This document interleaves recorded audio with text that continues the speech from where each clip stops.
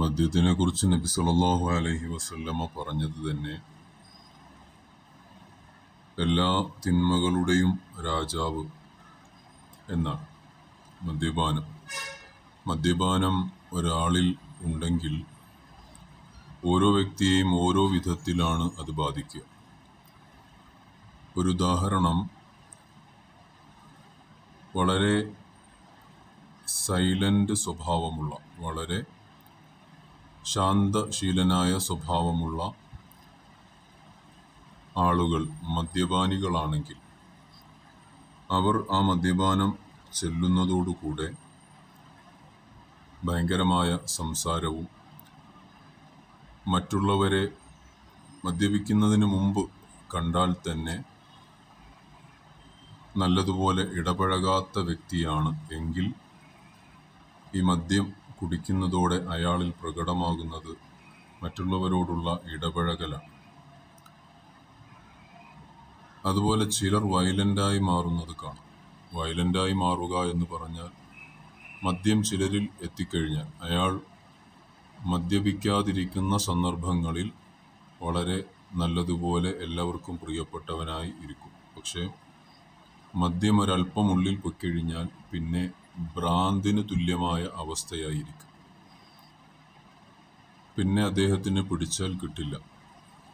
അതിൻ്റെ ഒരു period time കഴിയുന്നത് വരെ അദ്ദേഹം അതിൽ വളരെയധികം ആഴ്ന്ന് ഇറങ്ങി ഏകദേശം ഒരു ഭ്രാന്തനെ പോലെ തന്നെ പെരുമാറ്റവും എല്ലാം ആയി മാറുന്ന അവസ്ഥ.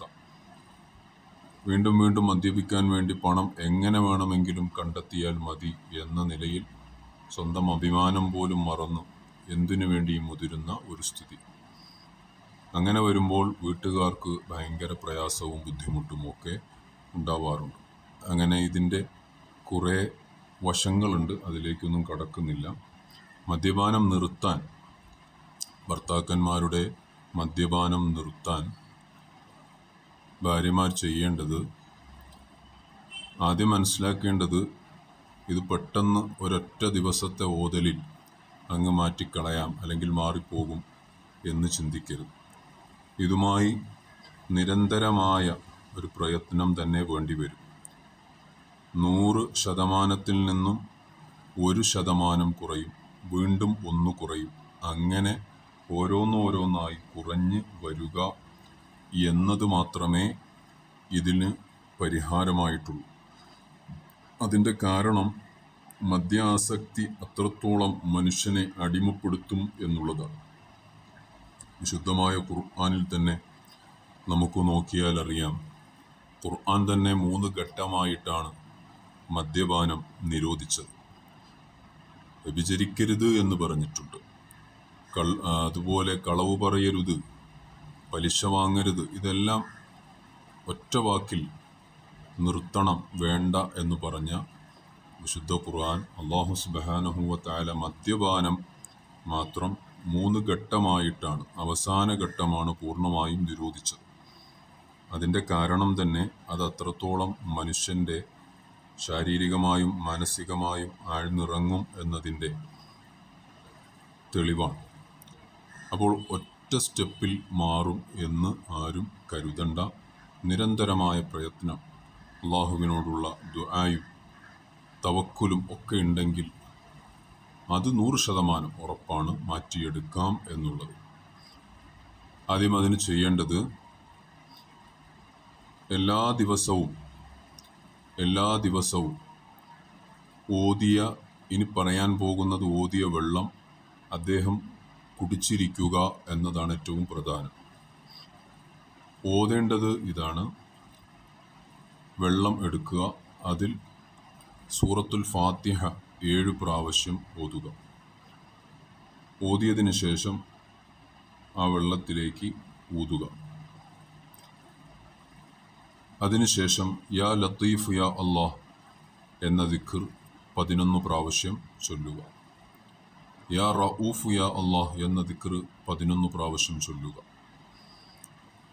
അതിനുശേഷം വിശുദ്ധമായ ഖുർആൻ സൂറത്തുൽ മാഇദയിലെ 90-91 ആയത്ത് ഇന്നമൽ ഖംറു വൽ മൈസിർ വൽ അൻസാബ് വൽ അസ്ലാബു റിജ്സും മിൻ അമലി ശൈത്താൻ എന്ന് തുടങ്ങുന്ന 90, 91 രണ്ടായത്തുകൾ, 91 ആയത്തുകൾ. 91-ാമത്തെ ആയത്ത് ഇന്നമാ യുരീദു ശൈത്താനു അൻ യൂഖിഅ ബൈനകുമുൽ അദാവത വൽ ബഗ്ദാ.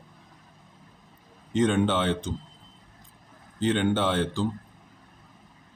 11 പ്രാവശ്യം ഓതുക. എന്നിട്ട് ആ വെള്ളത്തിൽ ഊതുക. വെള്ളത്തിൽ ഊതിയതിന് ശേഷം മനസാന്നിധ്യത്തോടെ തവക്കുലാക്കി ആ വെള്ളം മാറ്റിവെക്കുക. ആ വെള്ളം കുടിപ്പിക്കുക. ഇത് എല്ലാ ദിവസവും അദ്ദേഹം കുടിച്ചു കഴിഞ്ഞാൽ 40-ാമത്തെ ദിവസം അദ്ദേഹത്തിൽ ആ ഒരു ആസക്തിയുടെ ഒരംശം കുറയുന്നത് കാണാം, നമുക്കറിയാൻ പറ്റും. അങ്ങനെ അത് കുറഞ്ഞു കഴിഞ്ഞാൽ പിന്നെ വീണ്ടും നമ്മൾ ചെയ്യും. എത്രത്തോളമാണോ അദ്ദേഹം അതിന് അഡിക്റ്റായിട്ടുള്ളത് ആ ഒരു തോതനുസരിച്ച് കുറയും. പിന്നെ നമ്മൾ എത്രത്തോളം മനസാന്നിധ്യത്തോടെയാണോ ഓതുന്നത് അതിൻ്റെ തോത്.